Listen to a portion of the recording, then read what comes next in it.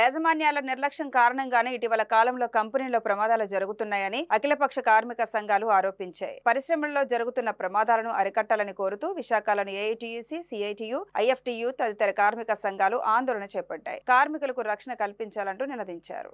ఈ సందర్భంగా కార్మిక సంఘాల నేతలు ఆదినారాయణ కుమార్ మాట్లాడుతూ ప్రభుత్వ పర్యవేక్షణ సరిగ్గా లేకపోవడంతో పలు కంపెనీల యాజమాన్యాలు కార్మికుల పట్ల నిర్లక్ష్యంగా వ్యవహరిస్తున్నారని విమర్శించారు. ముఖ్యంగా సెజ్లలో కార్మిక సంఘాలను అనుమతించకపోవడంతో కంపెనీల యాజమాన్యాలను ప్రశ్నించేవారు లేకుండా పోయారని ఎద్దేవా చేశారు. అలాగే కేంద్రంలోని మోదీ ప్రభుత్వం తీసుకువచ్చిన కొత్త చట్టాలను కూడా కార్మికులను మోసం చేసేవిగా ఉన్నాయని వారు ఆరోపించారు.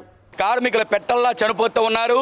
అయినా ప్రభుత్వాలు కానీ యాజమాన్యాలు కానీ దీని నుంచి ఏ గుణపాఠాలు తీసుకోవటం లేదు. మనం చూసాం ఇటీవల కాలంలో 21వ తారీఖు నాడు ఎసెన్షియా ఫార్మాసిటీలో ప్రమాదం జరిగి 17 మంది చనిపోయారు.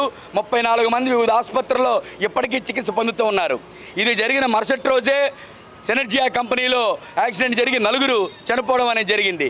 ఈ ప్రమాదాలకు కారణం కేవలం యాజమాన్యం వహిస్తున్న నిర్లక్ష్యమే కారణం తప్ప మరొకటి కాదు అని చెప్పి అఖిలపక్ష కార్మిక సంఘాల తరపున మేము తెలియజేస్తున్నాము.